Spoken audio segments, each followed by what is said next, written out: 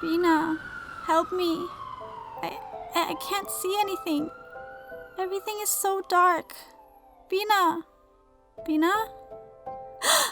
I suddenly woke up sweating and breathing heavily. Mama was next to my bed.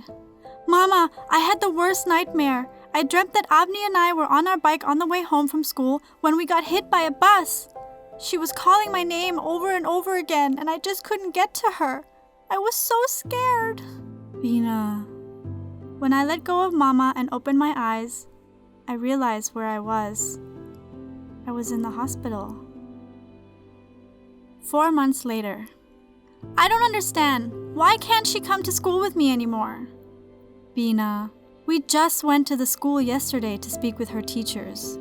I'm sorry, sweetie, but the school just isn't adapted for visually impaired students like Avni. She can't read the books or write her assignments, and she won't be able to get around on her own. Everything is just different now. It just doesn't feel right leaving her here, Mama. How can I do that to her? I was the one who rode the bike that day, but I'm okay. I can go to school. But she doesn't just lose her sight, but also her chance to go to school? It's not fair, Mama, it's not. I know, sweetie, I know. Bina, it's okay, I promise. Just have fun, and you can tell me all about it when you come back. It will feel as if I was there. Bye. I knew she was lying. She's my baby sister and my best friend, and I knew that she loved school. We both did. Our family, like so many others in the village, struggle every day just to get food on the table. School is the only chance that we or any other kid around here has to change our situation. The words Mama said kept ringing in my ears, but the school just isn't adapted for visually impaired students like Avni. I couldn't accept it. Just because she is blind doesn't mean that she should lose her right to go to school. I knew that I had to do something about it. I couldn't just give up on her. In an internet cafe, I did some research. You would not believe what I discovered.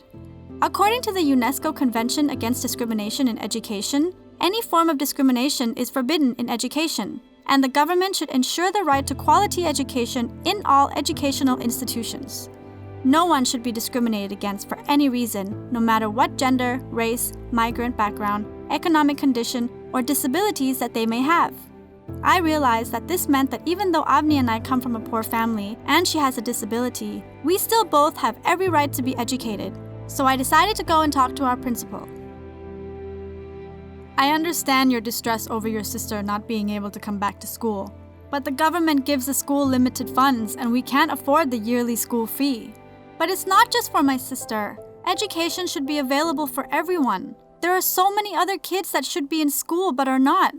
My friend Dia, for example, is not at school because her parents can't afford the yearly school and uniform fees.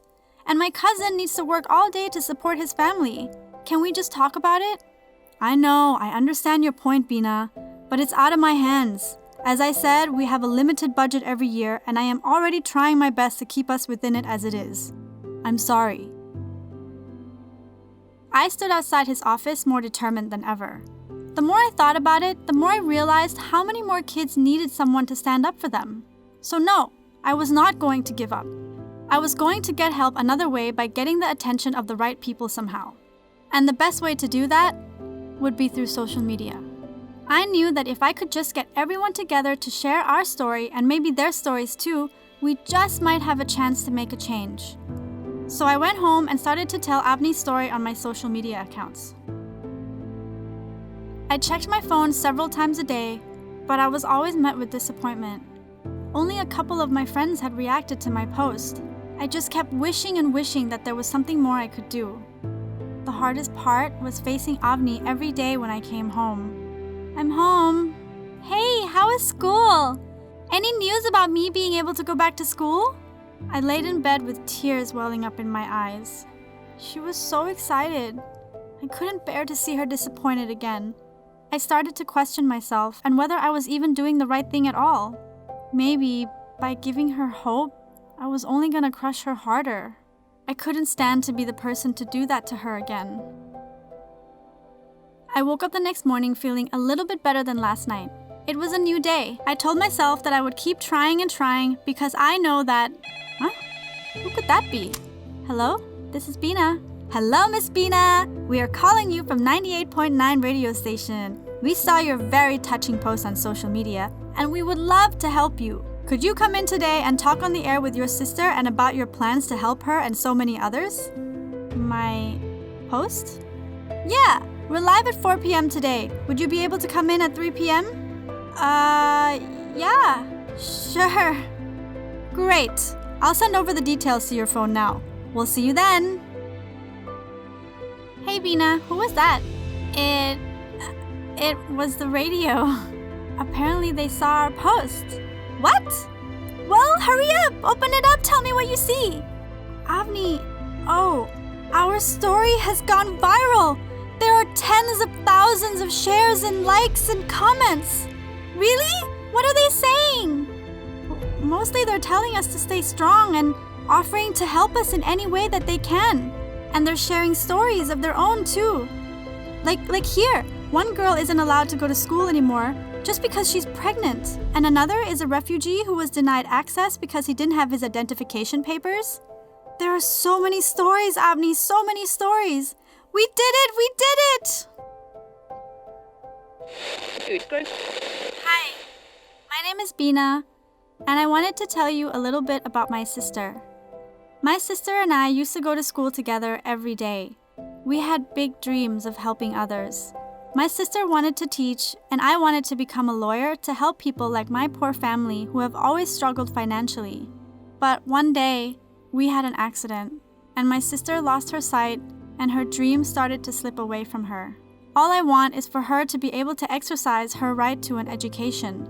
All I want is for the government to put some of their attention and budget into making education accessible to everyone including my sister.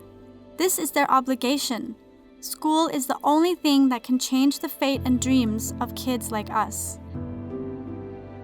That was 17 years ago. The radio interview that day changed everything for us, and also for the country. Our story inspired a huge movement that spread across the country and pressured the government to take action. I was even a part of working on revising the education law to guarantee that everyone has the right to an education without any kind of discrimination. Today, my sister is a music teacher, and I work in the government to make changes from the inside. I never questioned myself again for doing the right thing and standing up for everyone's right to be educated. Unfortunately, millions of children all around the world still face discrimination in education every day because of gender, disabilities, income, ethnicity, and so on. This is unacceptable. Everyone has the right to get free access to quality education. This is captured in UNESCO Convention Against Discrimination in Education, which is the only legally binding international treaty entirely dedicated to the right to education.